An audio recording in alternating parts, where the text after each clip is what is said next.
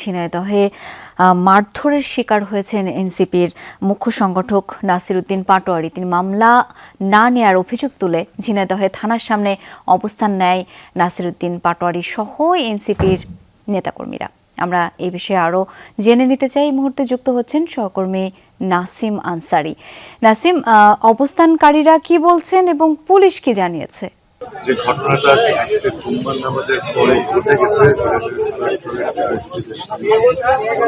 এনসিপির যিনি মুখ্য সংগঠক করে ওনার উপরে ওনার নেতা কর্মীদের উপর যে হামলাটা হয়েছিল, সেই হামলার পর থেকে বিক্ষোভ মিছিল নিয়ে কিন্তু এখনো পর্যন্ত যে এনসিপির যে নেতা কর্মীরা নাসির উদ্দিন পাটোয়ারি সহ তারা কিন্তু এসেছেন।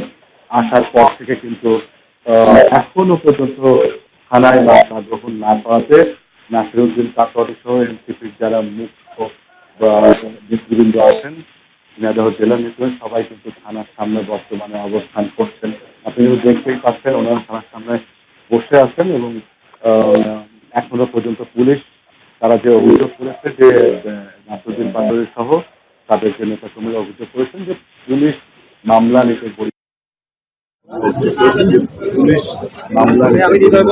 মামলা না নেওয়া পর্যন্ত এখানে অবস্থান করবেন এমনটি জানিয়েছেন। কারণ